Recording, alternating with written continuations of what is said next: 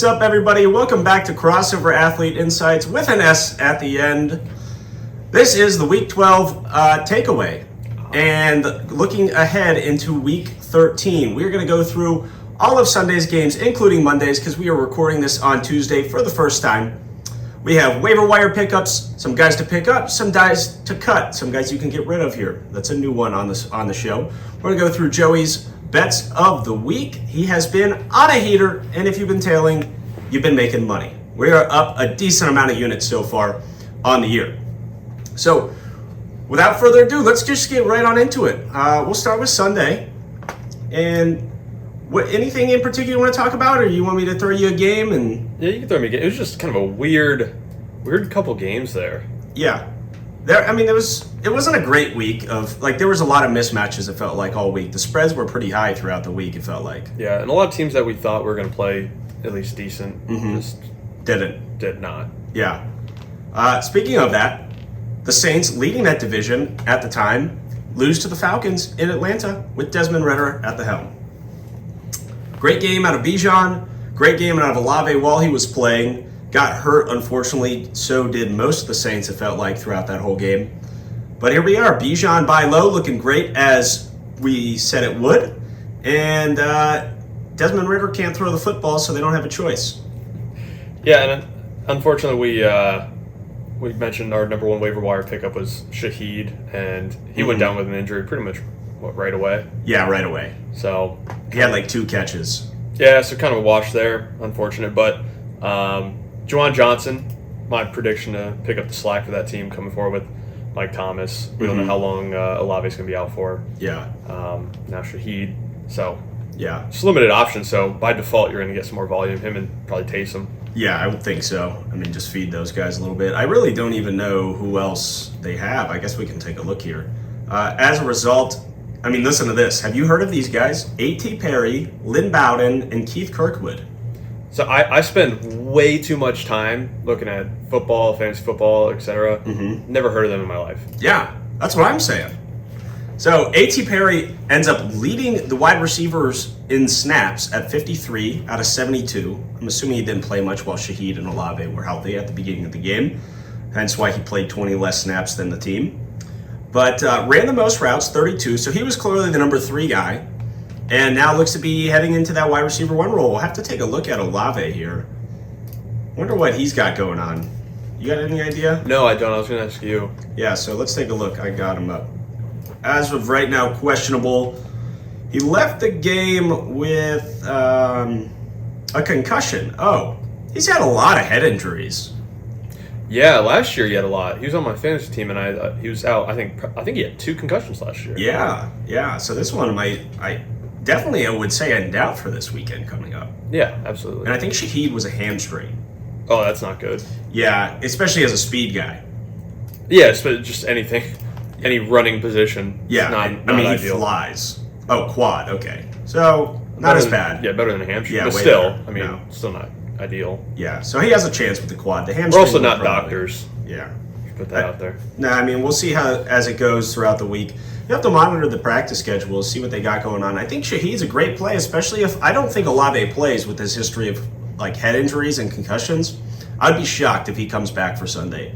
So if Shaheed plays, wide receiver 1 in that offense, you see what Olave does. He's a great player, not as good as Olave, but has some good potential coming forward throughout the week. If you haven't picked him up and he's still available, he's only rostered in 33% of leagues. I'd say it's worth a shot on the waiver wire section. Like, if he can play, and I doubtful that Olave plays, in my opinion, then I like it. Yeah, for sure. Yeah. So, A.T. Perry leading the way. So, let's see. One other thing here. Bijan Robinson just outsnapping everybody in that backfield. Algier still got 10 carries, but got outsnapped by 21. So, Bijan all the way through the end of the season. I think Arthur Smith finally got the memo. So, do you think Algier's droppable at this point? No. You think just because of his handcuff ability? Yeah, it's so bad. Horrible offense. It's so, but yeah, they just run. That's what they do, and he's not bad. So no, he's good whenever he gets the ball. We saw it last year when Cordell Patterson was hurt. Yeah, and then once Patterson came back, like they kind of split time and kind of screwed everybody that was really relying on Cordell Patterson, myself included. He was going crazy for like 2 years there. No, it was like 6 weeks. No, bro. He had... So, not last year. Last year he ended up getting drafted, but the year before he was a waiver wire pickup. Oh, I thought you were talking about Patterson. Yeah. He didn't get drafted? Oh, like, yeah, fantasy draft. Yeah. Okay, I was like, dude, he's like 36. No. And so 2 years ago, 2 fantasy seasons ago, he's a waiver wire pickup, but he's playing the running back. He's got the running back tag. Yeah, and he was playing wide receiver. And he was like wide receiver 1. Yeah, it was unbelievable. He was just scoring touchdowns left and right. He's kind of almost like a Rashad White this year. Just mainly a wide receiver, but yeah. That was pretty funny. He was so good for that year, and then he got drafted last year, got hurt, Algier took over. All right, so enough of that game. That was a pretty boring game. The Falcons are now leading that someone must win it division. So currently in the lead, the Falcons. That's what? The Buccaneers, the Saints, the Falcons, and the Panthers. Bucks, I guess. Falcons leading the way. I know they're such a unfun team to watch. Terrible. But they need a quarter. That team would be good if they had a quarterback. Yeah, somebody get the ball to Drake London, and he's good. I'm convinced that Drake London's very good. And a team that doesn't throw the ball, he puts up 13 fantasy points a week. Yeah, I don't know I don't know Kyle Pitts at all at this point. Is he good? Is he not? I don't know. He's almost like obsolete now. Like everybody kind of just was just like, all right, like this is ridiculous. I don't even know if it's his. I don't think it's his fault at this point. I wouldn't know. I don't know. Yeah, it's just pointless to talk about him now because. It's almost like a tired issue of like it's been 3 years of just disappointment. So it's just like he's not even a tight end that you would go out and draft now. Not really. Like there's like that top tier guys and then that mid tier and then the Cole Kmet like fillers. Just hope they end up having a good season. Yeah, I mean he's in that bottom tier now. Like it's really not like he doesn't do anything. No, he gets drafted because of his name for sure in fantasy drafts. Yeah. But this is what's crazy. 31 snaps out of 62. So he's not even really on the field that much. Half the time. Jonnu Smith, tight end 1 on the team now? No, he's been in a declining role because Parker Hesse, I think Hesse. I don't know. Outsnapped Jonnu Smith. Right. I don't get it, dude. Any targets? No, none for him or Jonnu. Or, wait, they're using 4 tight ends. Michael Pruitt is also... but he looks like a blocking guy, 1 route run, so it is what it is. Enough of that game. Nobody really cares about the Falcons and the Saints. No. The injury-riddled Saints. Okay, so this is a good one. No Matt Canada. Are you buying the Steelers' offense? 1 game without Matt Canada, 1 400-yard game, never did it under Matt Canada. Yeah, I am. I mentioned this a little bit last week, and I took Steelers at -1 was, I think, one of my locks. Free money. Yeah, that was free money, and it was. They won by 6. Yeah. And it could have been a lot worse if Deontay Johnson would have just done anything. I mean, he dropped a touchdown. Did you see that one? Yeah, and he thought he caught it. He popped up, throwing his arms around. He definitely dropped it. Dude is such a Antonio Brown in the making with less talent. Yeah, don't even compare him to AB. No, we're talking just mentals. AB is the GOAT. That's a bit of a stretch. No. Yeah, you're right. AB, same as Jerry Rice and better. Larry Fitzgerald and he's definitely better than Larry Fitz. I was just thinking about how good his hands were. AB's? No, Larry Fitzgerald. I mean, but AB was an unstoppable force for like 4 years. Nah, it was longer than that. And then, Vontez Burfict definitely just destroyed his brain. Yeah, that guy's a dirty player. Always the Bengals. Always the Bengals. So I had to stop rooting for him. I told you that. Both wide receivers in Pittsburgh. Yeah, that's fair. Both wide receivers in Pittsburgh look like divas, but they're talented. Except Deontay can't catch. Yeah, and I don't think they're talented enough to be the divas that they are. No, maybe Pickens can get away with it because he's younger. Thanks. Go give me a soda, bro. All right. Najee finally looked good. 99 yards rushing. Couldn't get the 100-yard mark. He actually got it. I think he lost a couple of yards, so he ended up not getting it. Got in the end zone. Both guys they're at a 50-50. 38 snaps to 34. Splitting carries 15 to 13. Routes run 14 to 15.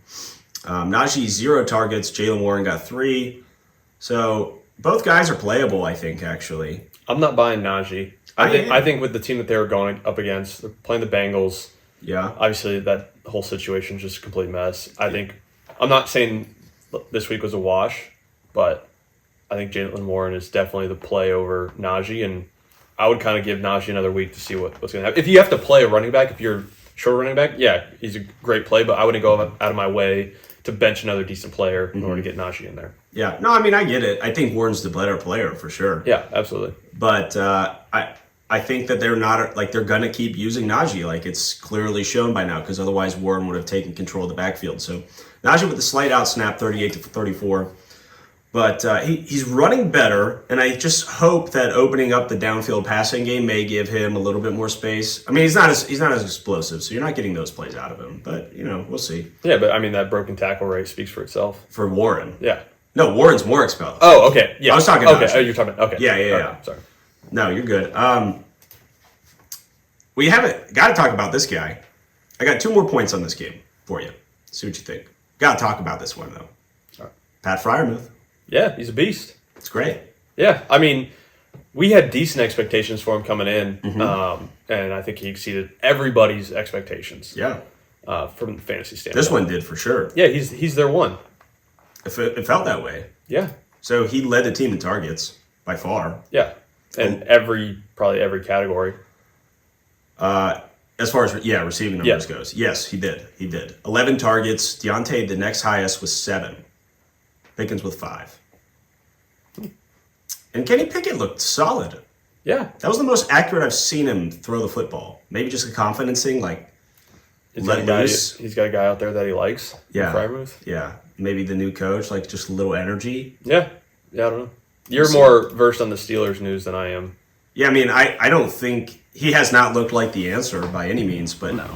Yeah, that was a better performance than I've seen out of him usually. Yeah, I mean, I don't think we're ever going to see that like top tier type talent. I think he's forever going to be that mid tier, get you some wins, Baker Mayfield type quarterback that could, if you get in the playoffs, he could get you a win or two. But right, unless you have the 49ers defense, then probably not going to, or the Ravens defense, sorry.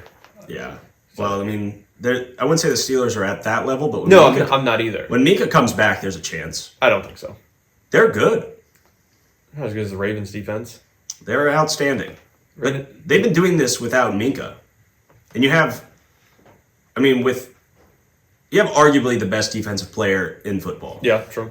So he just finds ways to make big plays to win a game. It's actually insane how consistently he does that. Yeah, well, he was scoring more touchdowns than the offense. He was. We're talking about TJ Watt. Of course. For the record. Yeah.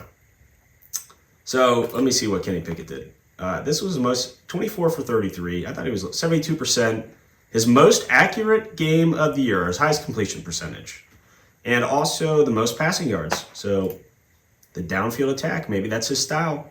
I don't know. Freiermuth, that's his style. Yeah, absolutely. Finally found the middle of the field. I mean, maybe it just took some attention off of Pickens and the Diva. They're both divas. Diva 1 and Diva 2. Yeah, there you go. 1A, 1B. But I like Freiermuth the rest of the way. Top 10 tight end, in my opinion. Yeah. Especially what we just saw, like, coming off the hamstring issue. Is that what it was? Yeah. Yeah. I IR'd on hamstring and just didn't seem like there was any snap count limits. It increased from the last week. Not quite to what he was before, but I think that's just on his way. Yeah.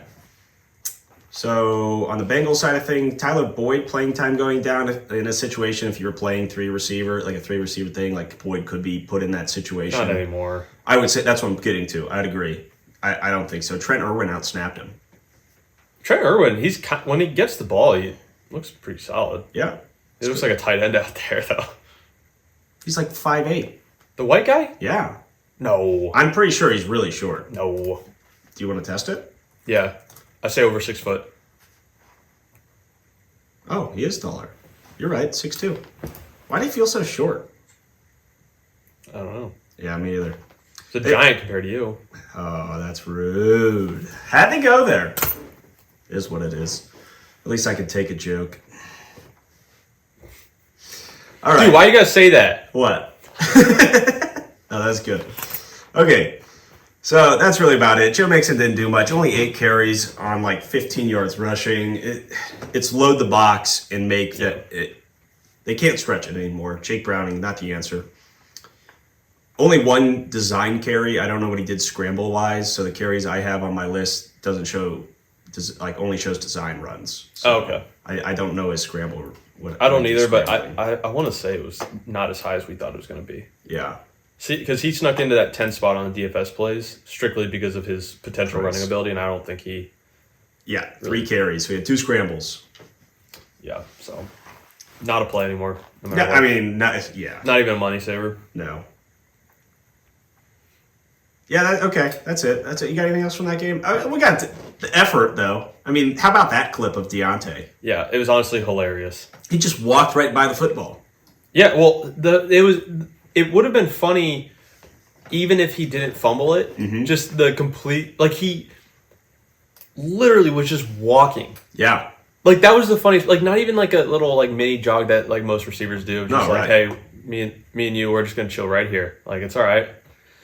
And just actually walking as if he was just walking down the hallway, glanced at the ball and just whatever. No, he walked off. Yeah. They ran. And they said he didn't see the ball on the ground. It's dude, in the clip, you could see him turn and look. Shake his head and then just walk away. I'm off. He could have got the ball. Granted, he's smaller than everybody. He should have hopped on that. He should have been able to have a chance to hop on it, I would think. He would have got taken out for the year with a broken collarbone, but... Get in there. Get dirty. Yeah. You never get dirty anyways. Be productive. Yeah, right, because your hands are stones. Calvin Ridley, another good game. One of my sits had a slow first half onto the Jacksonville Jaguars and Texans game here. But he's out-snapping everybody. He's out-route-running everybody. Second in targets to Christian Kirk, but I think Kirk's more in the slot there. Like I said, slow first half of Ridley, came on strong, 5 for 89 and a tutty by the end of the day. I mean, slow is an understatement. He had 0 targets in the first half. Was it 0 targets? It was 0 targets. Because I still started him, so I was following that game pretty close. Mm-hmm. And, just no targets, and then you just see what happens whenever they can actually get the ball into his hands. Right. He was snagging balls, too. They were good plays. It wasn't just, easy catches or anything like that. They were pretty downfield. Yeah, he looks strong. I mean, again, Zay Jones played. Yeah. Zay Jones, only 3 targets. I guess it's just take the top off and then I don't know. Because Ridley was take the top off and they had nobody else opposite. So the safety help to his side. And now they have to split it. It's my guess. I guess, man. Beats me. Calvin Ridley looking strong. I mean, 71 snaps compared to Kirk's 58. And that was the next highest. Wow. Yeah. I didn't realize it was that high. Yeah, he just stays on there the whole time. I'm kind of worried about Travis Etienne. He looks slow. He left the game with injury for a little bit, so the snap percentage here is a little off compared to usual. Dearness Johnson is the clear number 2. Tanks Bigsby is irrelevant at this point. And Dearness looks fast. He looked good when he was with the Browns. Yeah, he did. He looked like he could be a starting NFL running back. Yeah. I agree. I think Etienne's still better. Yeah. But he has not looked like himself. Yeah, I mean, like we talked about earlier, his workload, that could be part of what they're doing. They're managing his workload because they're going to make the playoffs and they're going to need him. 20 carries. I know, but he was getting 30 early in the year. And I'm not even necessarily talking about carries. I'm just talking about snaps. Yeah. Snap count early in the year, he was taking all of them. No, he was over 95%. It was him and McCaffrey, dominating backfields. Yeah. So I think that's what they're doing. I think they're trying to freshen him up a little bit. I'm sure they're measuring his catapult that he's wearing and seeing the speed decrease a little bit. It's my guess.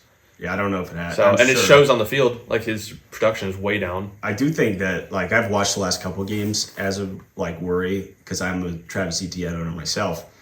And it just feels like he has no room to run right now. I don't know if the offensive has, the O-line has graded out worse than it was earlier in the season, or if they played tougher run defense guys. But it just feels like he is getting hit behind the line of scrimmage, or at the line of scrimmage every single time he touches the football. That's the thing is those elite runners, you watch a Khalil Herbert, and they get hit behind the line of scrimmage and they go down, and then you see an elite guy DeAndre Swift or CMC. JT is the guy. And their ability to make, honestly, even watching James Cook, when at times. Slow to read. When they get into the backfield, those elite guys can still make a guy miss and get that 6-yard gain. And I feel like that just makes the world of a difference. And ETN was that guy, and once you lose a step, you kind of lose that ability to, and those 6-yard gains revert to 3-yard losses. Yeah, I mean, I really hope it doesn't, like, they get back, or he gets back to it, because I need him for that playoff push, or for the playoffs. I'm really clinched, but... Yeah, and you got to start him no matter what, because that offense just scores too much. They have... Unless they're playing San Francisco. The second worst graded PFF center. They have one of the worst graded right tackles, one of the worst graded left tackles, but the 2 guards are good, Scherf and Cleveland. Well, those are like, what, the 2 most unimportant? The 2, absolute least important guys. So it makes sense, I guess. They literally have the second worst graded center, Luke Fortner. Yeah, it's no Jason Kelsey. He's struggling. His run block grade is a 42. That is atrocious. Yeah, it doesn't sound ideal. Yeah. Higher is better in that scenario. It's like golf. Not like golf. Wow. That was a tough one. Okay. Not your best. Yeah, Tank Dell, wide receiver 1. Not this week going forward. Why? What was their matchup again? Sorry, I vaguely remember him not being the play. Do you have it off the top of your head? Who they're playing this week? Yeah. I can get it. I'll have it here in a second. It's Broncos. I like how that secondary is playing. I don't know if Tank Dell is... Who's slowing down CJ Stroud in them? I don't know.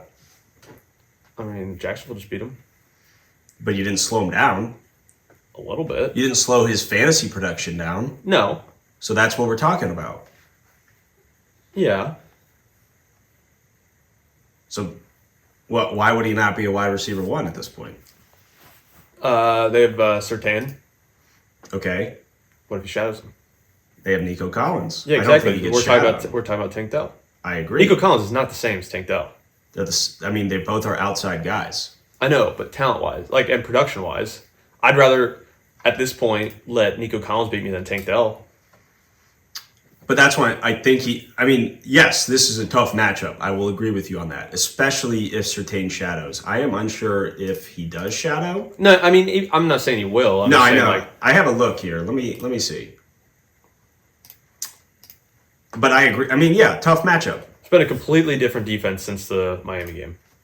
Just how good of a coach is Sean Payton. Yeah, you don't want to like him because he just kind of seems like a pretty arrogant, but... So it does not look like Surtain shadows usually. Okay. So it's a lineup thing. Depends how Texas, like Houston, wants to attack them. Yeah. Surtain on the left side of the defense, and actually one of the better matchups according to... that's weird. According to PFF. I don't know what that is. It could be skewed, though. Yeah. Like it's just a different team in the second half. No, they have been, for sure. Let me see. Yeah, I mean, he's been good. I mean, Surtain's been good. Yeah. I mean, he'll always be good. Yeah. Until he stops playing. So, but I still like Tank Dell. I mean, just as the rest of the season, though, I think he's a wide receiver 1. Yeah, he's a must start. Yeah. All right, so we're on the same page there. Yeah, I'm just saying, I wouldn't... Sorry, I definitely said he wasn't a must start, but still a must start, but I downgraded him this week. I had him as wide receiver 1 for my DFS plays last week, and he's not going to be there. Yeah, it would be interesting. I just think he's going to get the looks. Nico Collins actually got more targets, but Tank Dell ran more routes and outsnapped him and even got a carry. I like them both. I really do. I think CJ is a top 7, 8 QB the rest of the way as well, if not higher. Higher than that. Top 5. Yeah, that's safe to say as well. I'd say it's like Hurts and Allen, top 2, really.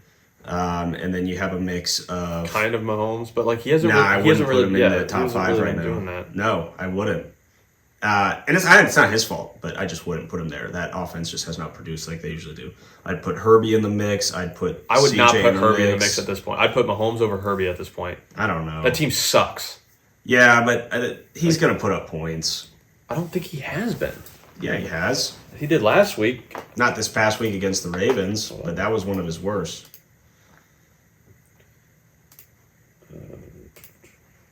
I mean, you're talking QB4 on the year. Yeah, but he was 1 by a mile earlier.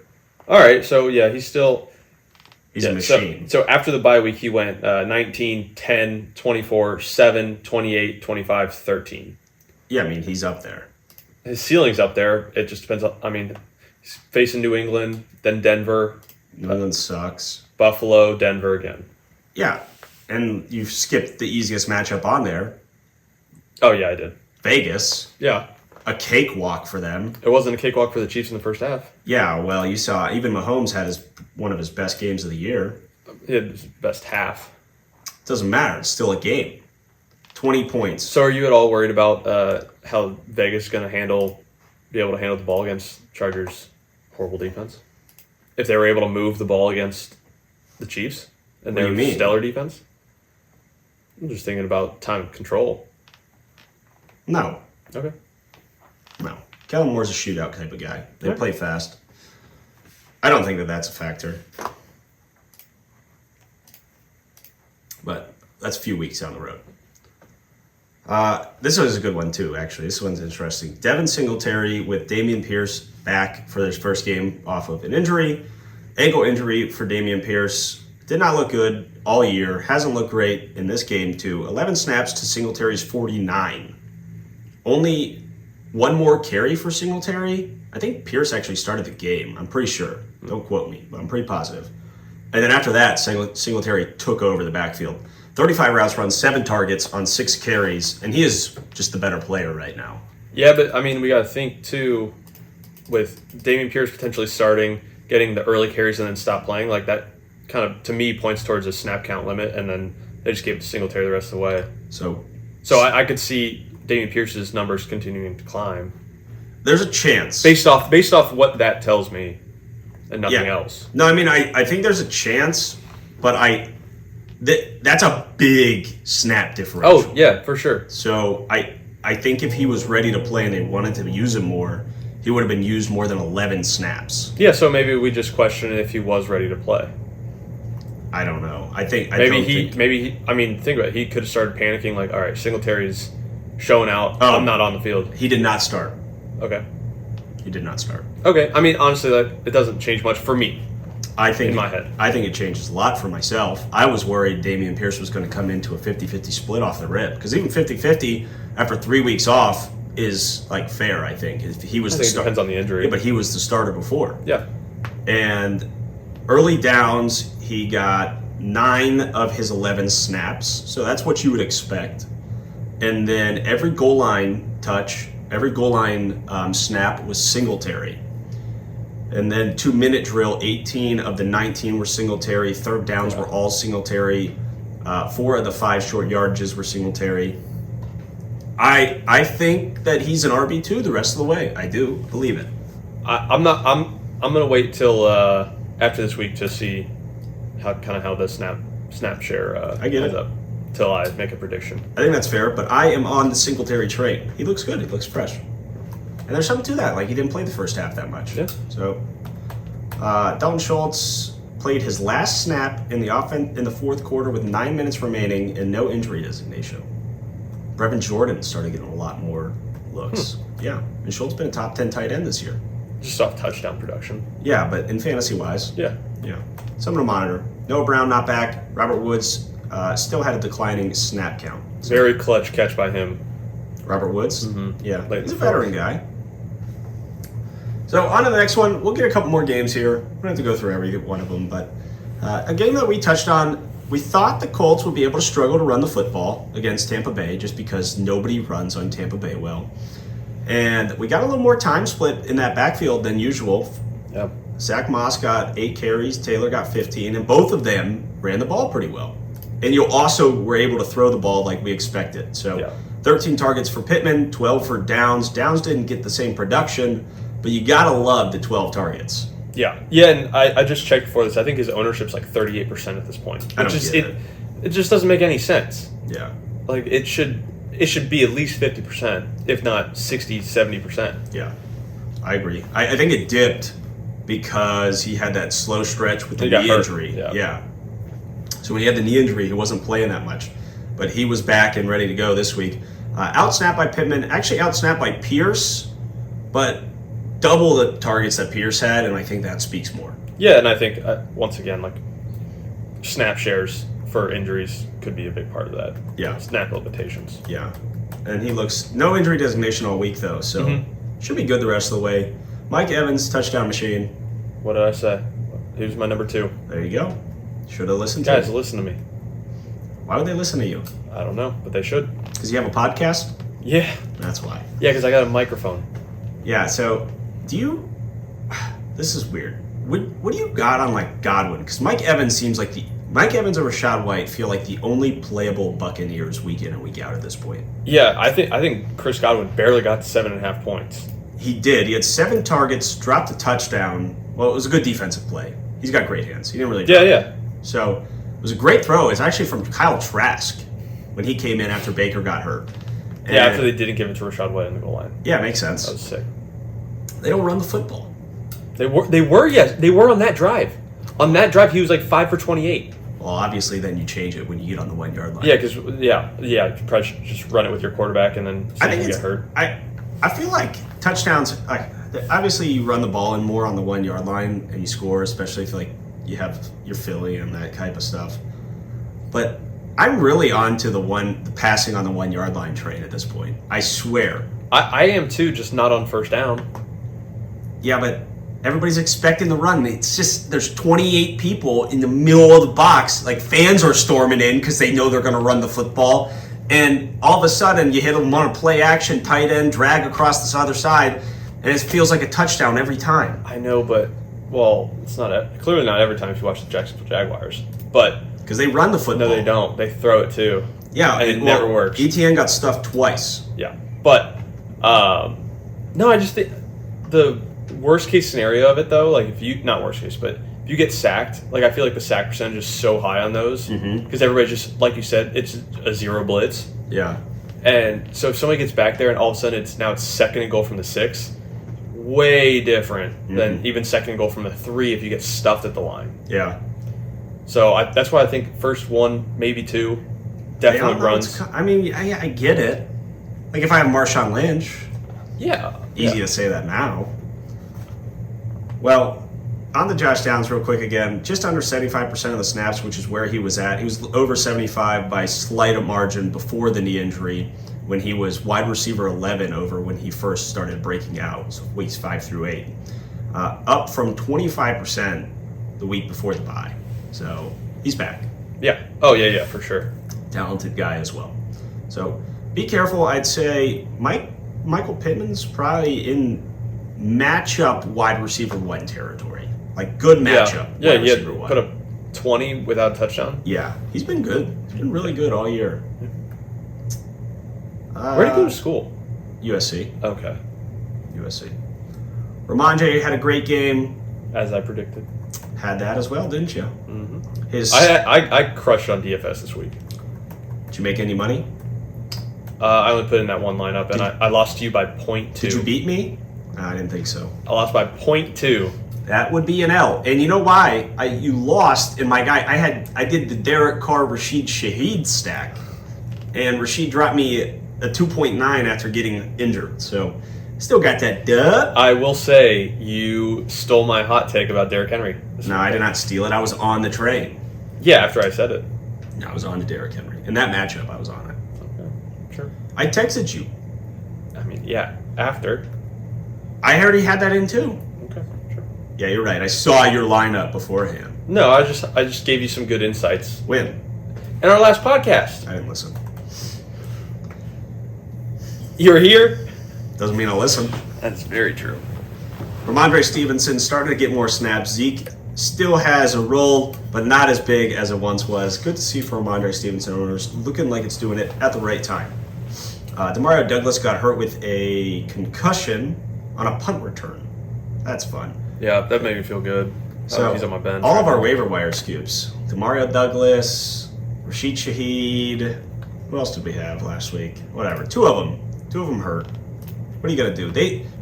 We're not geniuses. Nah, Douglas had a good game. He had 10.9 up to that point. Yeah. So. Yeah, slow start too. He really picked it up and then just. Yeah, I still like him. Got killed. I still like him. Derrick Henry, 2 touchdowns on the day. Chuba Hubbard still splitting carries with Miles Sanders, but better back in there. Yeah, I mean, if you still have trades in your league going on right now, trade Chuba Hubbard right now. It's a good high, yeah. This is the highest he could possibly be. He had five targets, 5 catches, with a touchdown run, 20 carries. Like, this is 14 carries. 14 carries, but this is the highest he can possibly get in my head. Yeah, I agree. D-Hop's playing time decreasing. I don't know. I don't understand that. I don't know either. Why? I don't know. Welcome back, Kyren Williams. Yeah, dude was a beast.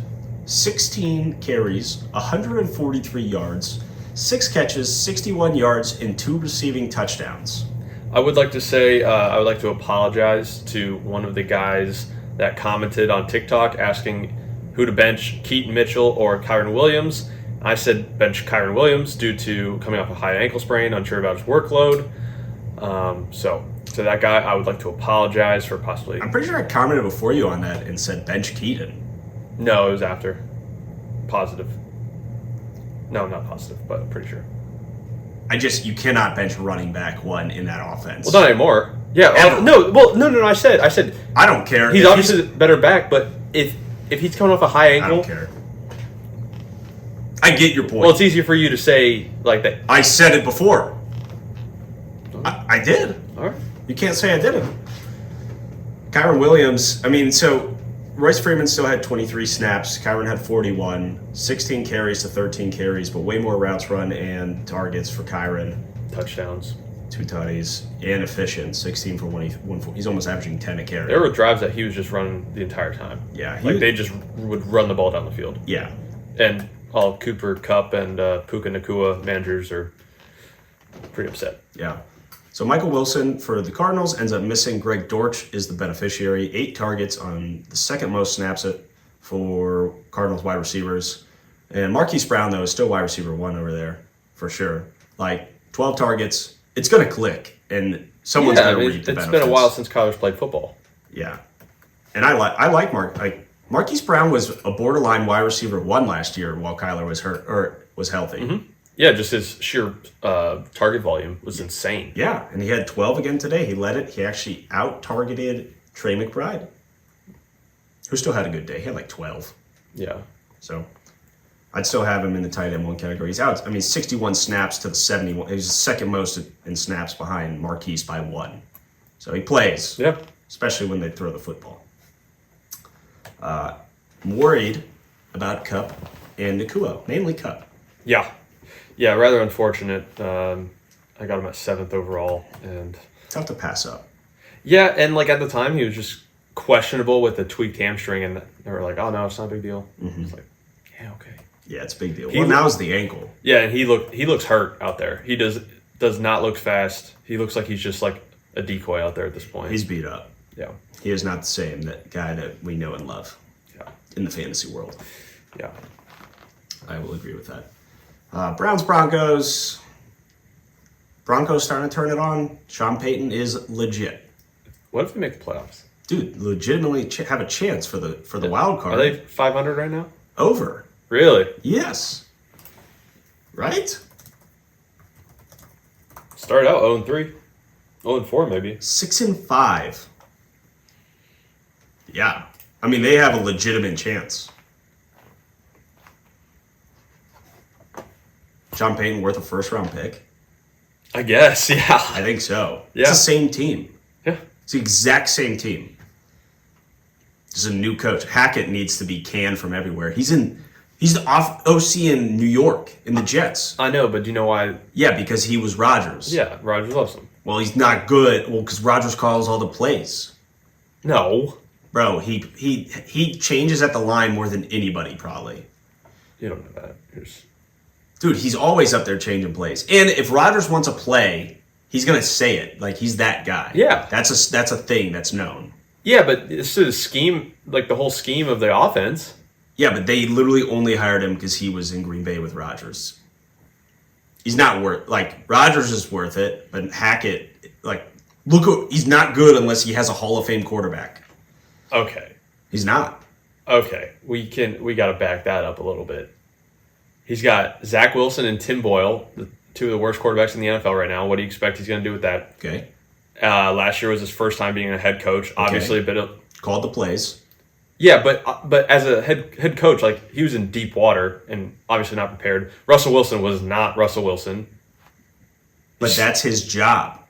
Yeah, no, I'm aware, but like I don't think we can judge his OCing ability this year. Absolutely.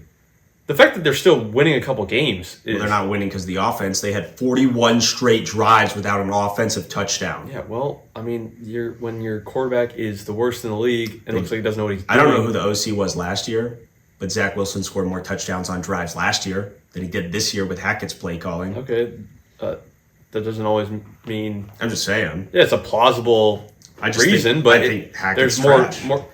Yeah, but...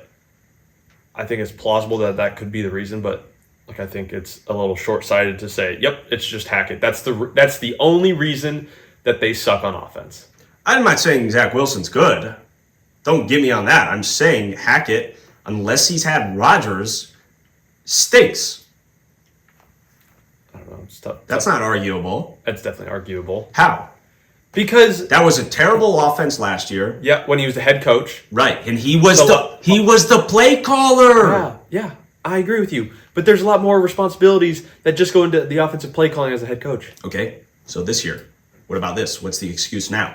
He has Zach Wilson and Tim Boyle. Okay, and they played better on offense last year without him. Okay, so, as a rookie. Okay, guys can as a second year, right? Just because they played better. Guys could have been feeling better. They could have been working better.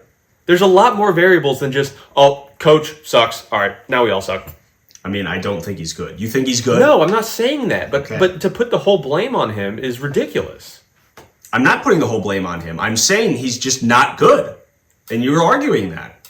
I'm saying it's not fair to go into a season priming your whole offense around Aaron Rodgers and then you get the complete opposite quarterback in Zach Wilson. I would look good if Aaron Rodgers called all the plays for myself, too.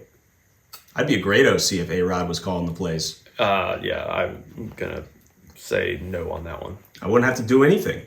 A-Rod, do what you want. I strongly disagree with that. That's how it is. That's why he's done anything. I strongly disagree with you, but we can That's fine. Let's just move on. You can disagree all you want. I know, just like you're disagreeing. Yeah, no, I'm just telling you how it is. No, you're telling me what you think, not how it is. Yeah, that's how it is. That's how you think. Right, how it is. Travis Kelce out-targeted by Rashee Rice in a great matchup. Still had a good day. Rashee Rice with a great day. 8 for 107 and tutty. Mahomes still under 300 yards passing in such a great matchup, though. Well, his first half was atrocious. I think he had I don't think he had any passing yards in the first quarter. I don't know that exactly, but I know it was a poor. It was like 5, maybe 10 yards in the first quarter. Really? Yeah, and then even in the first half, I think it was 14-0. At one point, and then they finished to start the game 28 to 14. I think. It's not more than that. Might have been 35. Yeah, I don't know. Let's see. What was Pacheco it? had two. Two on the ground. Yeah, it was almost like I projected that in the DFS picks. Sorry. You had Pacheco too. Yeah. Yeah, and in my later, whatever, when I was making the TikTok, I bumped him up even further to 4. Hitting the adjustment. That's why you guys got to stay on all of our socials, because we will make adjustments based off the news. And if you're not following our TikTok, you're going to be behind, because even on the podcast, we get to a lot of things, but we can't get to everything.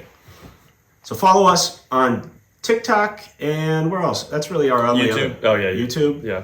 YouTube's got the podcast, but TikTok, Crossover Athlete Insights with an S at the end. Hit us up over there.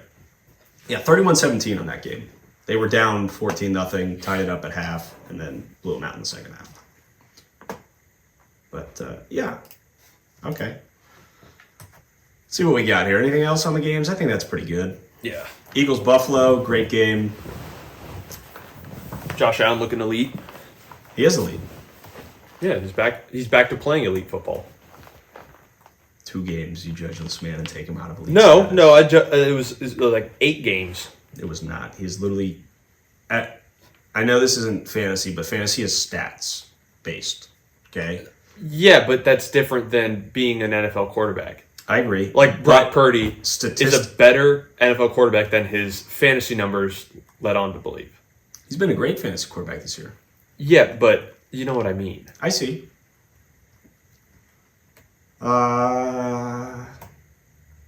Yeah, Isaiah Likely looking like. I think Isaiah Likely has a chance to be a league winner. Yeah, like I said last week, I don't trust Lamar's passing ability. But he's not Andrews. But he's he's good. He's good. Yeah, he's faster. Yeah, I stashed him for sure. He looks more like a wide receiver. Like he is. That's what he is. Yeah, it feels like. Yeah, with like the occasional blocking ability. Yeah. Honestly, it kind of reminds me of a slower Gabe If not faster, maybe. Gabe Davis had a crazy good game. Yeah, he did. I mean, with Gabe Davis, it's hard to. He's so boom or bust. It's like a guessing game, and I have him in one league, and I play like. I mean, this was a bad one for this week. I play Addison over him. I played who else? I played Josh Downs over him. Actually, that didn't work out, but that's where I felt. I don't know. I just don't. I have such a hard time putting Gabe Davis in my lineup. Yeah, because you're just risking 1.7 points. Yeah, and I know Downs was going to get me 10. Yeah. Like, I knew he was at least getting me 10. It feels auto at that point right now. Yeah. So, but Gabe Davis can win you he can win you a week. Oh, yeah, absolutely. Put up 25 as your wide receiver 3. Mm-hmm. Yeah, for sure. Yeah.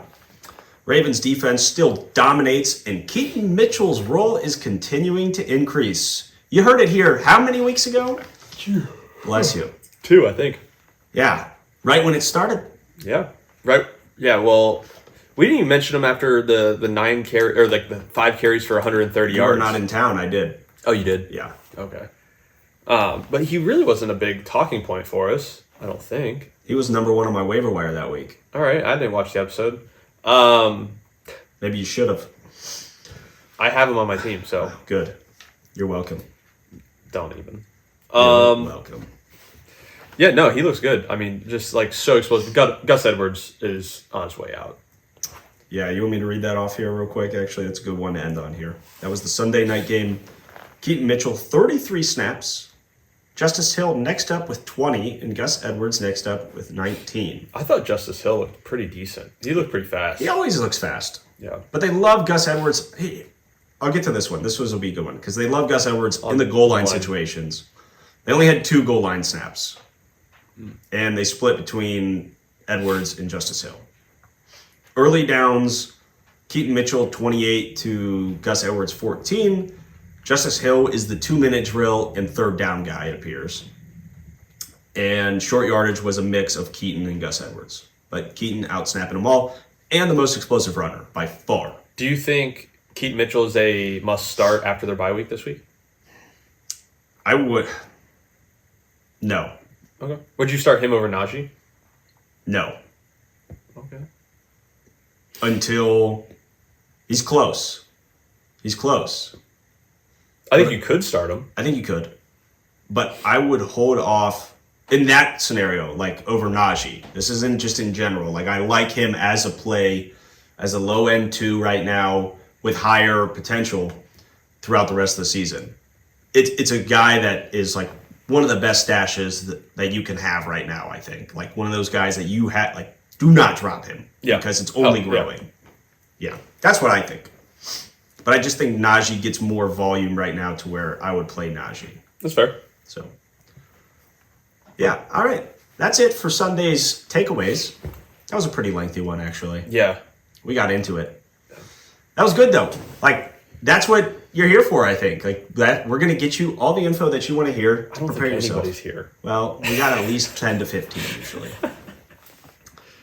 And on to the next segment, waiver wires.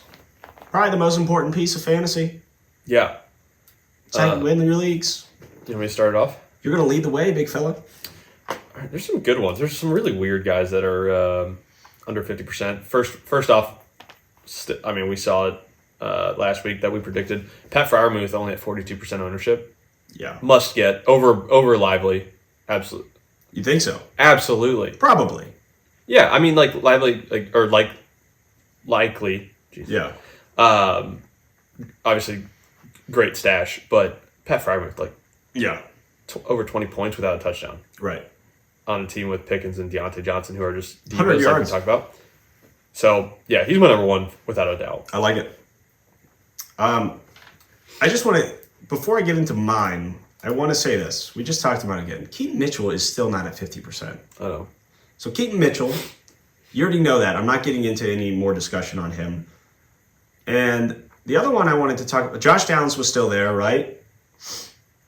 And that's really about it. Yeah, but that's the obvious. Jaden Reed and Josh Downs. Yep. Some guys that Demario Douglas is still not there. So just some guys that we have talked about before. We're not going to put those guys back in real quick. Or at least I'm not going to go over it. But some people to note. I really like Jaden Reed, actually. Yeah. Well, he's the best running back on the team right now. Yeah, he is. I really like Jaden Reed. And Jordan Love is starting to come into his own a little bit. He's had a pretty good past few weeks. He's been kind of spotty here and there. Like, he'll have a great game, and then all of a sudden he'll just look horrible. He'll look like Josh Dobbs last night. Yeah. Oh, that was so bad. Is that run over? No, I don't think so. You don't think I'm a Josh Dobbs believer. Everybody's got those games. Like, that was bad. It was horrible. But, no, I wouldn't write him off just yet. We got Justin Jefferson hopefully coming back next week. Or, after the bye. They're on a bye next week? Yeah. That's why they sat him last night. That makes sense. So, my first guy I want to do is... I just had it here. Where'd you go? Okay, no, I got it.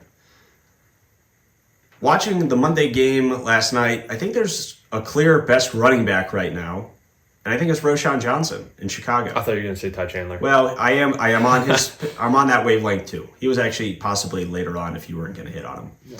So I really like Roschon because he's a rookie running back, and I feel like they've been easing him in, like not easing him in, but working his way up all year.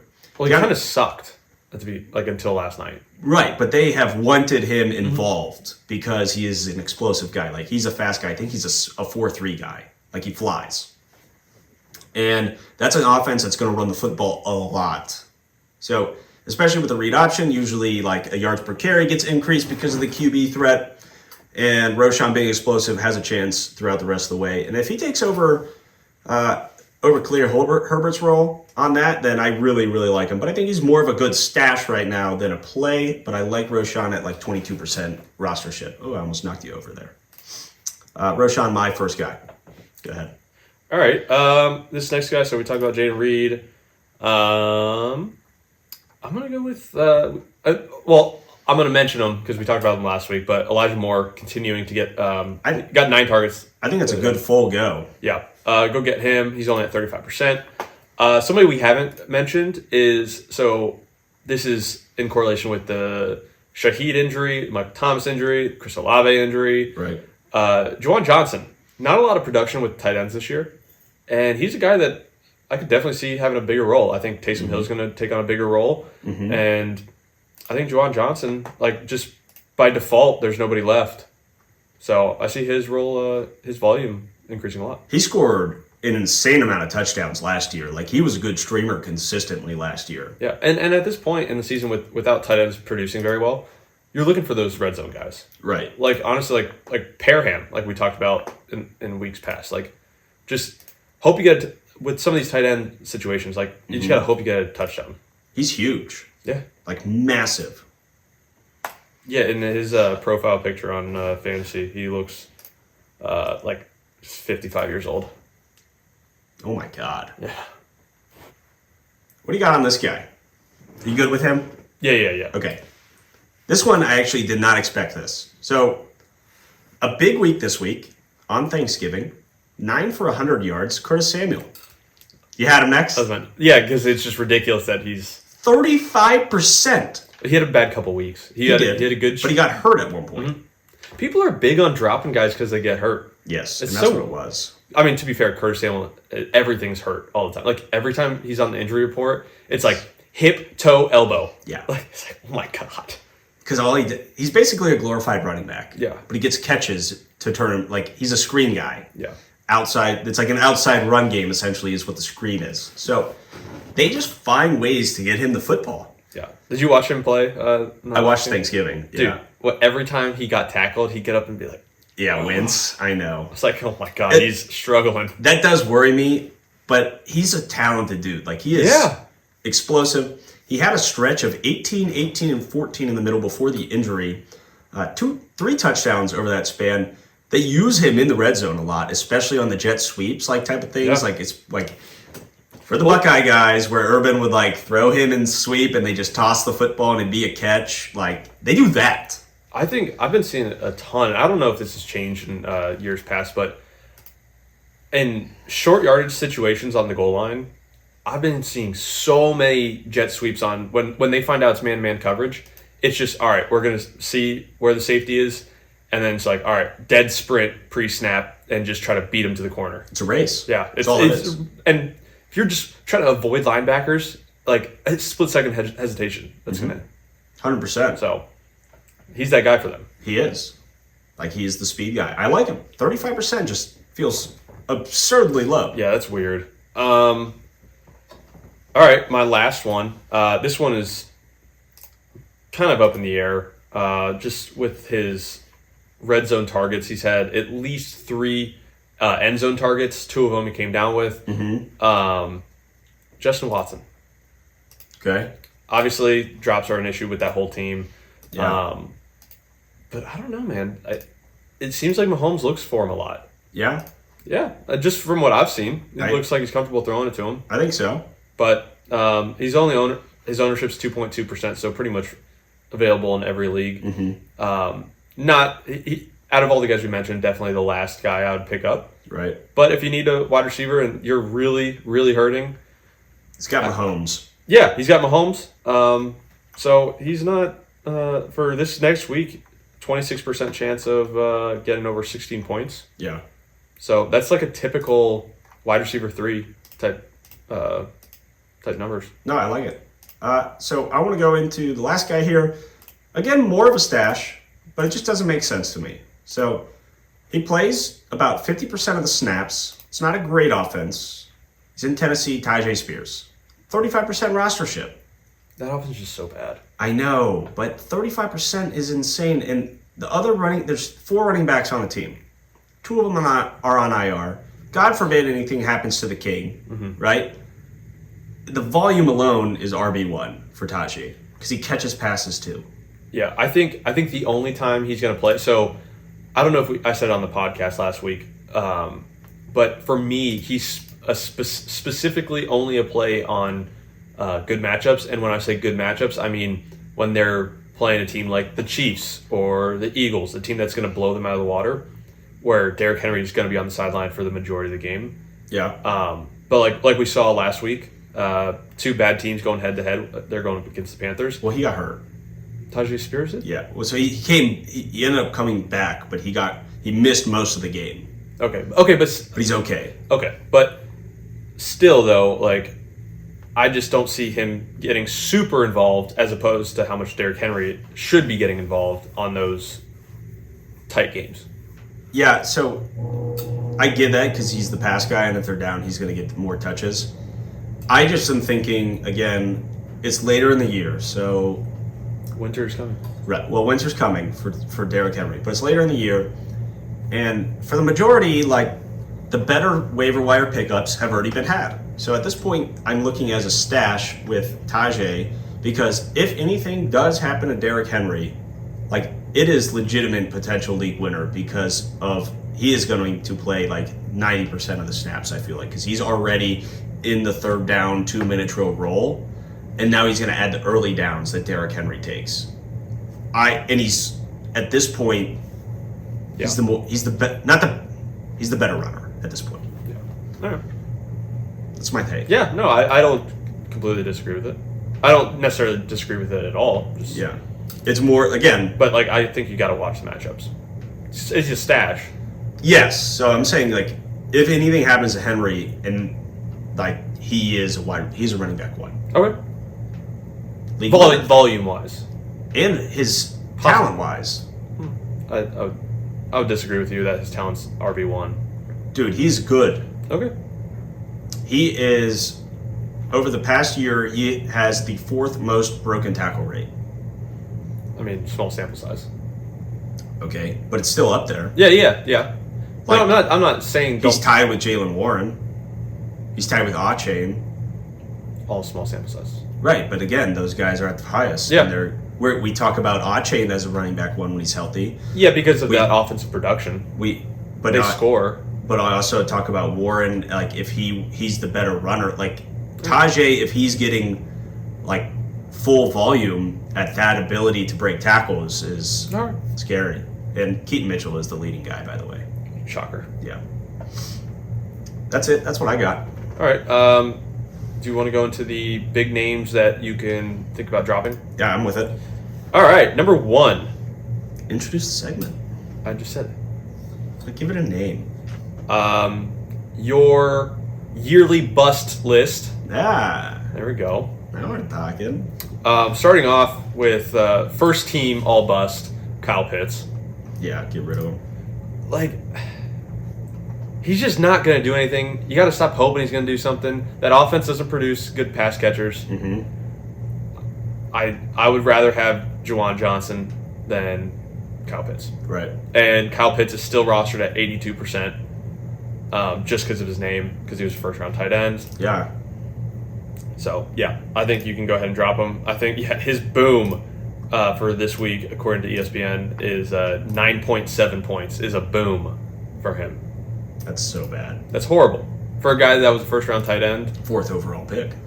Jeez. Is that not insane? Yeah, well, hopefully they learn their lesson not to pick tight ends at top 5 pick. Yeah. Maybe get a quarterback. They need one. You'll get Matt Ryan back. Do you want in on this, or do you just want me to rip through? Say what you got. I'm trying to find a couple here. Okay. Number 2, this guy hasn't had a horrible year, but just with that offense and their lack of throwing ability, Jerry Jeudy. Yeah, Cortland Sutton, like he's droppable. Yeah, Cortland Sutton's the guy. He's averaging 8.7 points on the year. Yeah.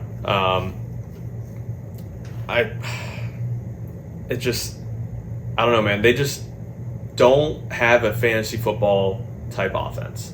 They're eat up the clock, just keep chugging downfield, give it to Javonte, little short intermediate routes, and then they take a kind of a mini shot with Cortland Sutton for a touchdown. Yeah. That seems to be their MO on offense. And Jerry Jeudy's just way too inconsistent.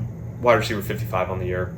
It's so bad. So I think going forward, he's not even a draft guy. I wouldn't, unless he gets a new quarterback. I think his talent's there. Russell Wilson's just not gonna put up those numbers for him. Yeah, I got one that I think that you could drop. You're gonna hate this one because it's how I feel about Singletary. But I think Pierce is droppable. I don't hate that at all. I support that one. You agree? Yeah. Yeah, no, but I don't think he's a drop this week. I think he's a drop next week if the snap count hasn't increased. I think if you are in need of a spot for something, he is droppable this week. But yeah, he's not a league winner. I wouldn't say so. Yeah. I don't think so at all. Yeah, I would agree with that. And we talked about this, and you said not to put in the segment, but I'm going to anyway. It's fine. This guy's on the IR, so basically you can keep him there. But if you need a spot opened up and you got another guy on the IR or another guy out, I think you can go ahead and drop Darren Waller. Yeah. Just chronic soft tissue injuries, hamstring, groin, IR, was hurt at the beginning of the year, has been hurt throughout the entire year. Every game he goes into it questionable. If he's playing a primetime game, you're going to be stressed out the entire day, not sure if he's going to play, and then you got to hope that the other tight end's available. And his production just isn't really there. He had, I think, a couple games where he had a good start. He was okay. He's averaging 10 points a game. And that's the tight end position. I know. So is that really a guy that you just want to hold on and keep in your IR? No, I mean, I think there's good options right now. I think we talked about it. Yeah. Freiermuth is available. Likely's available. Who else? I don't even mind, Juwan Johnson. Yeah, Juwan Johnson, Chigozie Okonkwo. That's fine. Yeah. They're starting to throw the ball more in Tennessee. Okonkwo's he's a freak athlete, so you could even go that route. Yeah, I mean, that's super fair. And you got to take the age into account. You got to take into the account that the team sucks.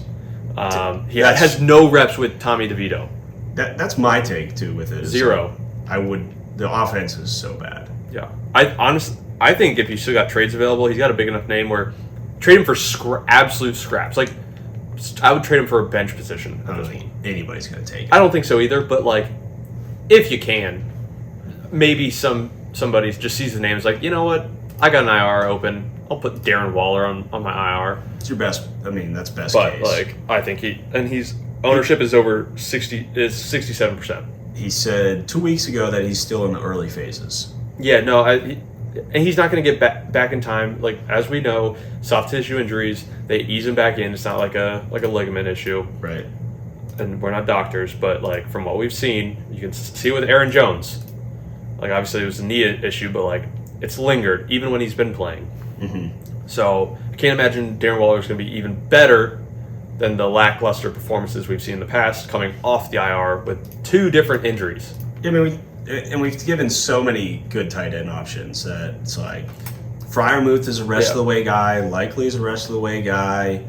Juwan's going to be right up there, I think, as well. I do like that one actually a lot. I didn't think about it much before today, and I like Juwan Johnson. Yeah.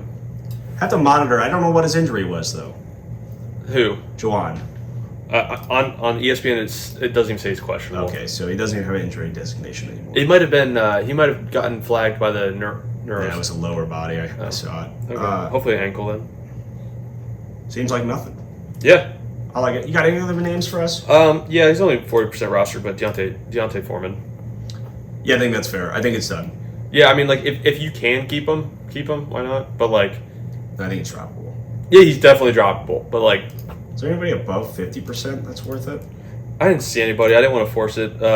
He's under 50%, but Quentin Johnson, he's at 30%. He's dog water. Not even worth it in keeper leagues. And he's hurt now, so go ahead and get rid of him. He's so bad. But yeah, that's all I got. We want to go to Sunday slate. What about? No, he's definitely not droppable. Yeah, actually, one thing right before Sunday slate.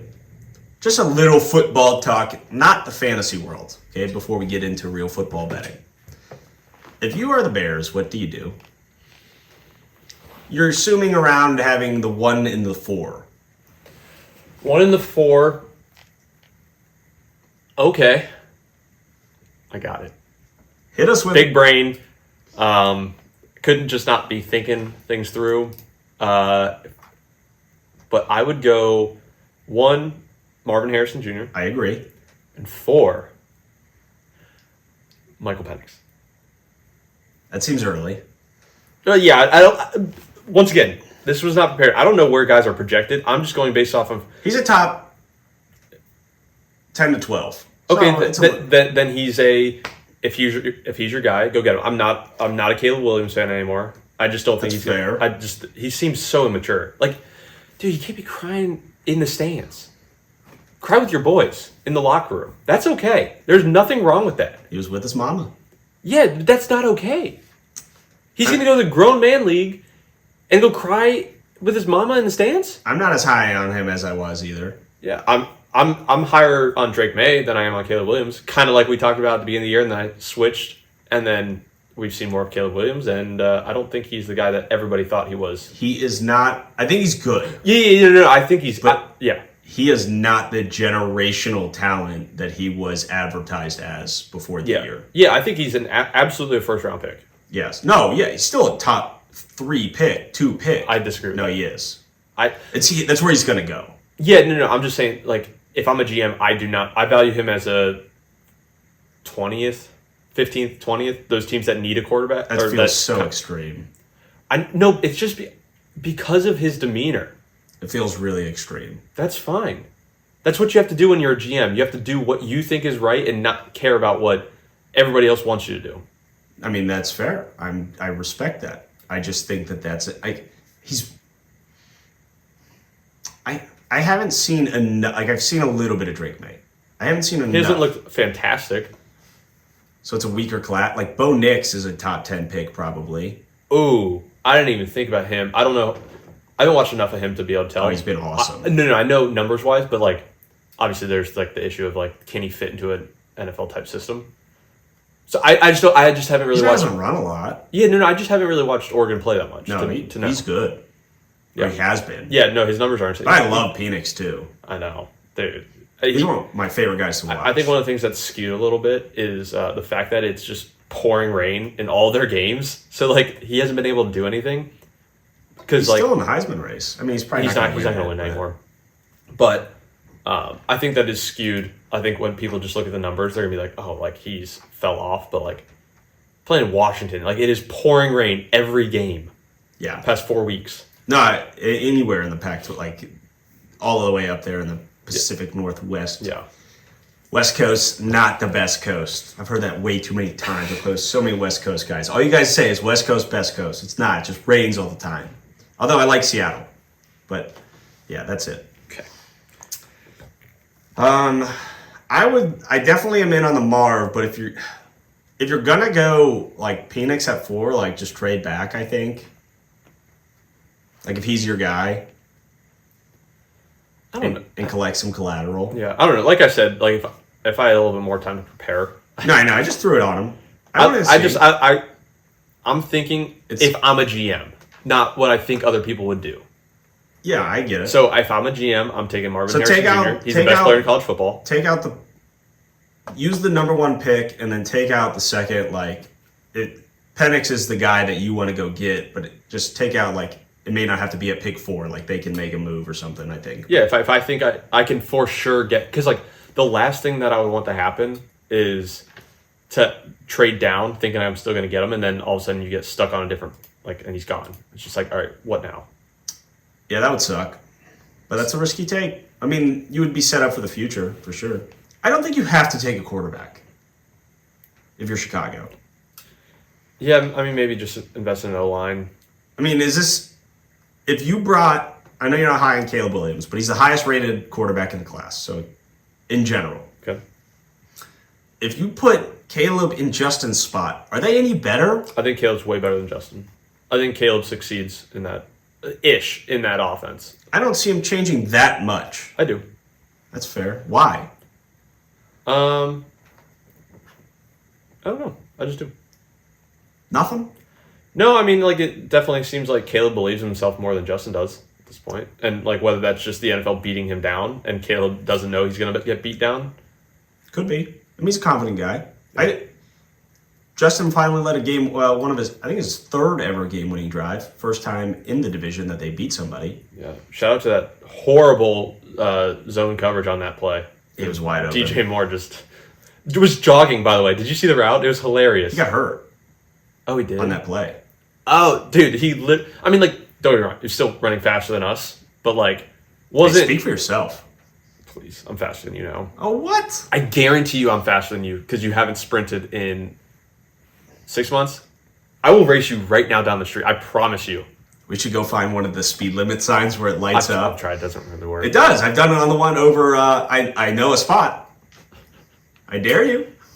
All right. What were we talking about? How Caleb Williams and... Oh, we're talking about DJ Moore. Oh. And that horrible defensive play. I mean, that was a rocket that he threw. It was a great throw. Yeah, no, I'm not completely out on Justin Fields. It just doesn't feel like if you're in the position to be able to get a guy and you're not sure if Justin's your guy. You're definitely not sure. I think you go get another guy. Same thing with how the Cardinals are doing it. Like, they're not sure about... They're keeping Kyler. I think that's a thing. Yeah, but... Like, if the Cardinals get a chance to take Marv, like, they're taking Marv. That would be sick. I know. That's actually a good spot to go. That is a good spot to go. Because they're young over there, actually. Yeah, for sure. And Kyler is... Like, the reason they're in such a bad spot is because they didn't have Kyler at the beginning of the year. The defense is terrible. Josh Dobbs was pretty good. But he wasn't great. Like, the defense is atrocious. They did okay. And then, like, Clayton Tune, you're going to lose with Clayton Tune. Yeah. Whatever. But it's a great spot for Marv to go. That would be sick. I just think, like, 3 years, give Justin the chance. Like, if you get him Marv and you got him DJ Moore, and then at whatever that next pick is, just you need help anywhere on that team. Like, it's just not a good team. The O-line's atrocious. They went with Darnell Wright last year. He looks promising, hasn't been great. But I think if you just take best available like the Browns did, like for those first few picks, what they felt was best available, then you're going to put yourself in a better chance. And I think Justin is a competitor enough that he will find a way to succeed. Yeah, I could definitely say that happening. I'm not completely out on Justin, but like, just signs don't look good for him. When Justin fans feel right here, I can only hope. No. I hope. I always take pride in the one Ohio State quarterback that has ever done well in the NFL. C.J. Stroud. Yep. He was not this good at Ohio State, by the way. Like, he was good, but he was not the leader that he is right now. I don't know. That's what it feels like to me. Like, he obviously cared in college, but I think he always knew he was like gonna make it, I guess. Yeah. Because even when when Justin was the quarterback, he had thrown passes like to some wide receivers at the pro day, and like there was already clamoring like, we want this guy already. Like, you could see how he threw a football, that he was the real deal. And I think he always just was ready for that step, and he looks like he's more emotional in games now than he ever did at Ohio State. Besides the Georgia game, that was the first time I've ever seen him like lead and want to be like be emotional and want to win. Not that he didn't want to win, but that was the first time I've seen that. And now I see it every single week in the NFL. Well, did you hear what he said about how he feels in the NFL right now? He's just like, I don't know if it was a realization by him or if it was a conversation with Tom Brady, like off the record, and he brought it up. But he was like, families are depending on me. Like, the coaching staff, they have families, and their families need me to do well, or else like they're in a tough financial position. The players in the locker room need me to do well because they're relying on me, and otherwise they won't have jobs. So like, he understands like I'm an adult now, and grown men and families and children need me to do well. Yeah. So it seems like he's kind of taking that to heart. I mean, for sure, it's definitely a thing. But wouldn't that be the same in college? Like, no, a little bit. No, you're in college. You're not thinking that, but when you're pitching in college, were you like, oh, I need to do well? So no, you're not. I agree. You're not thinking that, but that's still part of the game. Like, if you don't play well, like, your coach is on the line. Yeah, but I see it more so in the NFL. Like, things are so much more cutthroat. It's more dramatic it's more drastic for sure. Yeah, dramatic, it's quicker. Drastic. Everything's quicker. So there's no ramp up time unless you're a rookie quarterback. Right. It's produce now or get out. I agree. Yeah. It's good to see him do well, though. Oh, for sure. Good. It's awesome. I love it. All right. That's all I got. You ready for my favorite segment? It's everybody's favorite segment. I prepared my picks this time to be a little more prepared. Excellent. I'm going to track them as we go. Ended up parlaying them. So it's let me introduce the segment. Okay. My God. Sorry. Take it easy. We know you're excited and everybody loves it.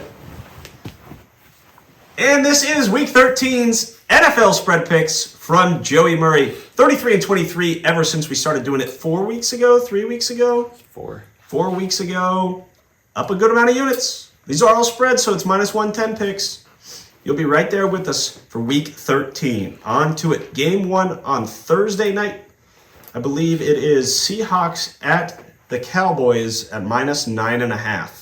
Yeah, I've learned my lesson going against the Cowboys on their massive spreads. So we're going to keep it there. And Cowboys 9.5.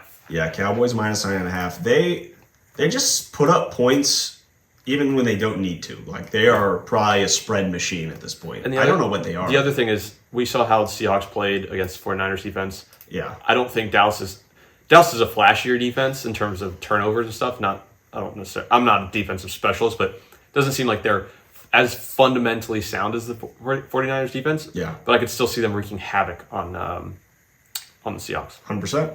So, yeah, that is one of my locks for the week, and it's coming on Thursday. I like it. They just put up points when they don't need to, so they cover that all the time. Yeah. Like, if they're up 15 points, they're going to go score. And they keep going. I love it. That's what they do. All right, on to Sunday's game. Starting at the 1 p.m.s. We have no early morning games, thank goodness. Dolphins at Washington. Dolphins minus 9.5 on the road. Gonna have to take the Dolphins on this one. 10 points? Yeah, H-An's back. Is he for sure? He's questionable right now. It looked like he was. Okay. But still, nonetheless, yeah. Mostert looks good. That offense looks good. I worry about the cold weather guys coming up from Miami. But Tyreek's Tyreek. You're big on that one. What? The cold weather from Miami? I am, yeah. Really? Yeah. They are professionals.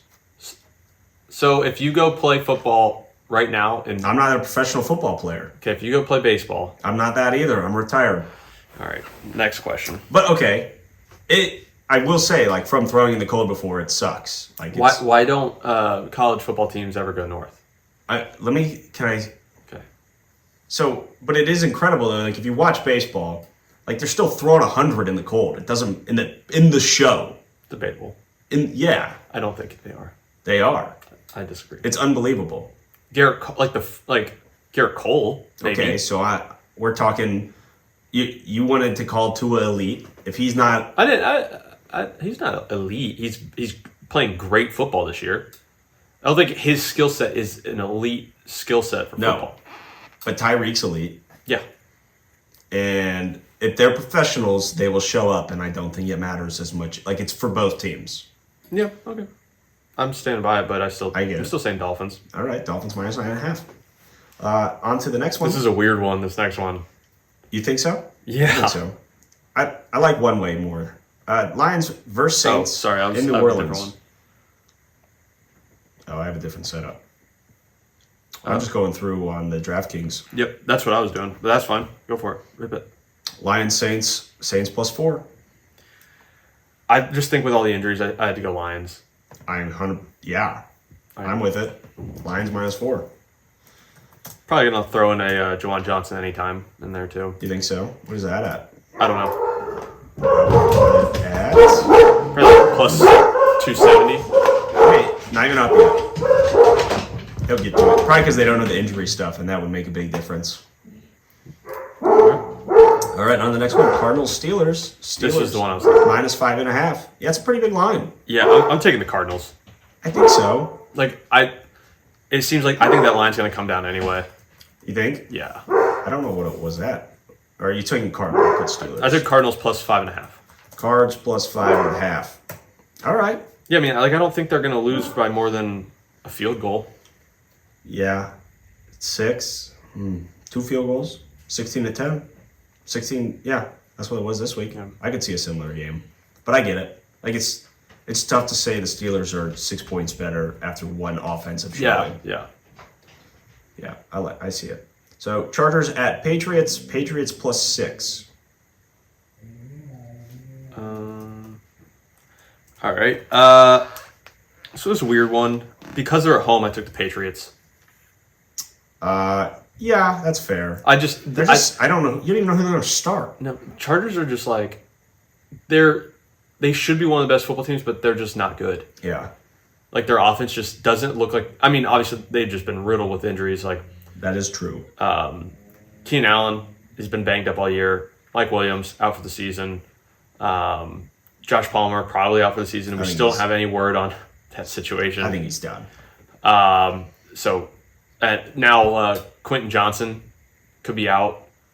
Yeah. And so Guyton's their number 2. Yeah, that's their practice squad is their number 2. And Austin Eckler topping out at 13 miles an hour running. You're all over that trade. That's insane. Yeah, I know. That's ridiculous. On a breakaway run, he hit 13 miles an hour.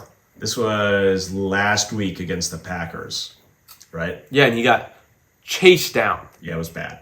It was horrible. I think it was a pretty viral clip. Yeah, I just saw it the other day. I think I saw it on Thanksgiving while I was sitting there, That was crazy. All right, on to the next. We have Pats +6 right there because they are home. That's a tough one. I think I'd take the Chargers. Yeah. But, yeah, no, that wasn't one of my feeling good about this one. Yeah, just because Herbie's so much better. All right, Hopefully Panthers. Zap starts. Yeah, but I was higher on him than I thought, than I should have been originally. But he is not great either. Get Will Greer out there. Yeah, why did they go sign Malik Cunningham off the practice squad and then just cut him after 1 week? I don't know. I'm sure there's some. It was weird. It's like one of those baseball news where it's just like, oh, okay, when you know what's going on, it's like, yeah, that. Yeah, makes sense. Panthers Buccaneers in Tampa -5.5. I had to ride Tampa again. Yeah. Panthers. So bad. They just fired Frank Reich. Mm-hmm. So they're going to respond one of 2 ways, and based on how they've been playing. Yeah. Yeah. No, I like that one. I think they're going to sack the crap out of Bryce Young. I'm on the same page. So, yeah, I agree. Pretty simple game there. Next one, Falcons at the Jets +2.5. I'm taking the Falcons just because of what they just did against the Saints. They put up 27. Yeah. Saints have it. I mean, aside from the past couple of weeks, it had a great defensive team. You said Marshawn Lattimore's out. That hurts a lot, but still, that's not like 27 points worth. Here's the other thing: is let's be real, the Falcons don't throw the ball, so how much are you missing Marshawn in that matchup? Yeah, true. You know what I mean? Yeah.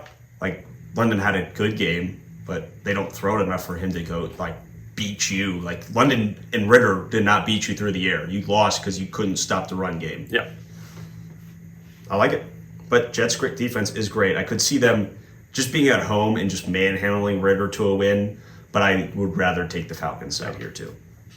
Colts at Titans. Titans +1. Just because of what they did against the Bucs, you gotta take Indy. That feels easy. Yeah. Does that feel too easy? -1.5. That's I got -1. Maybe at home. Well, I got in at -1.5. Well, then people about an hour ago.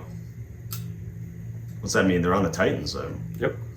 Which is weird because they're at home and winter's was that coming. usually 3 points? I mean, the Colts aren't really a good defense by any means, so yeah. I guess that's the take. Titans at home, let Derrick Henry eat. And winter's here. Broncos at Texans. Texans -3.5. This one was tough. It was very tough. That's pretty big. Because you got to win by over a field goal. Yeah.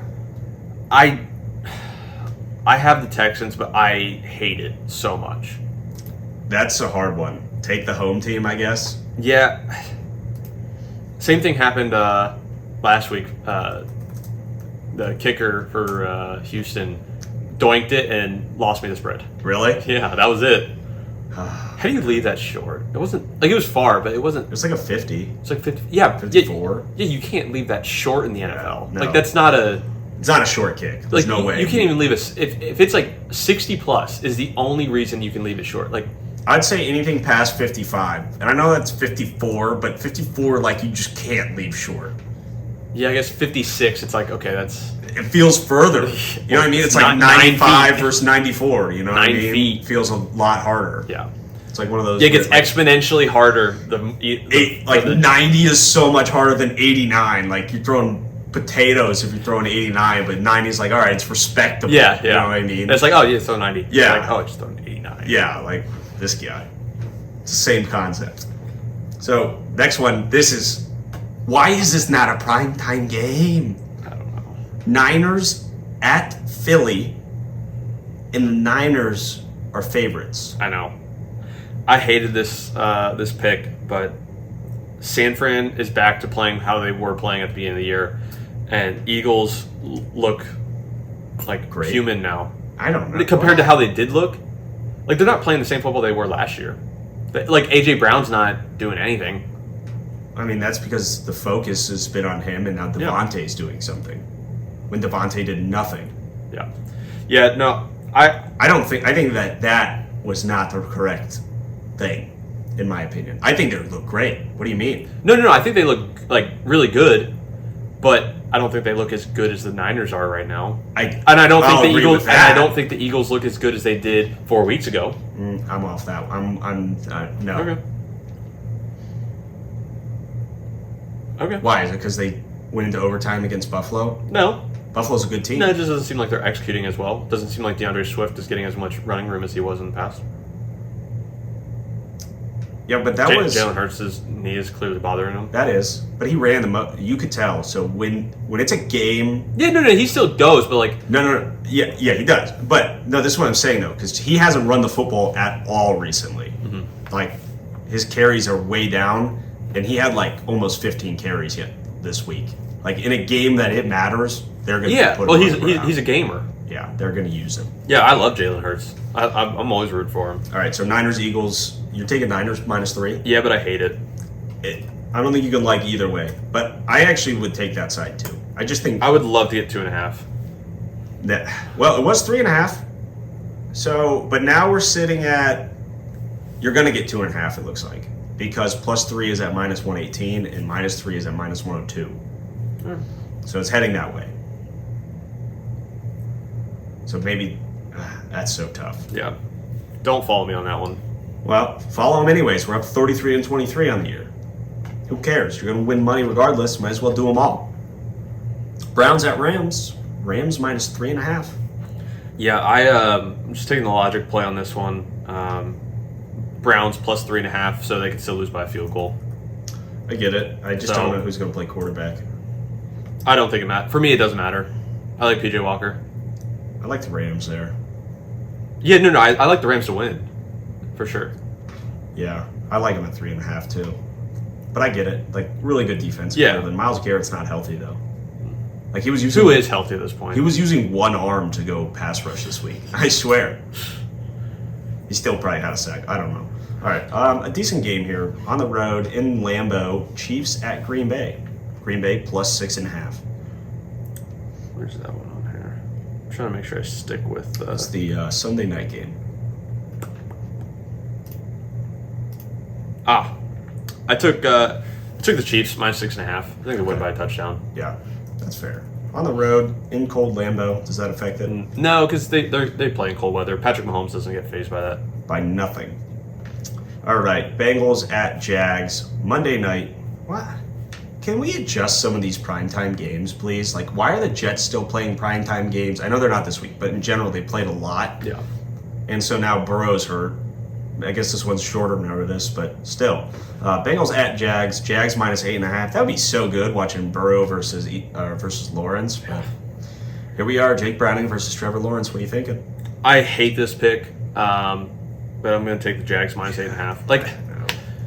Like Jake Browning and that offense could put up 6 points. Yeah. And it could be a blowout. But it just depends which Trevor Lawrence shows up. It feels like that's the route you got to go right there. Yeah, I hate it though. I get it. I mean, let's see. Week 13 bets, huh? That's what I'll save it as. Yeah, I would go that way just because I don't trust Browning as well. Like, same thing, same idea. Who knows? I mean, the Jags defense is pretty solid, too, actually. Josh Allen, the other Josh Allen, has been unbelievable. Yeah. Like, he's been one of the best pass rushers in football. Yeah, he had at least, I think, 2 sacks last game. Yeah, maybe more. He had a great week. He's had a great year and into a contract year, so he's about to get paid. You know those edge rushers get money. One of the most valuable positions in football. All right. Any other things you want to leave him with? I think we got it all out in the past 2 hours. Yeah, we definitely did a while there. All right, well, we appreciate everybody who joined in for this Tuesday's edition of the podcast. Again, we are Crossover Athlete Insights with an S at the end on all social media platforms, TikTok, Amazon Music. We are not on Apple, actually, but we are on Spotify and we are on YouTube as well. Crossover Athlete Insights with an S at the end. Please hit that subscribe button, hit the follow, hit the notification button, do it all. Leave a like, comment. Any questions you have for the week, we will get to on Saturday, so please don't feel afraid to comment on it. We appreciate you being here with us for Tuesday's edition. We will see you on Saturday.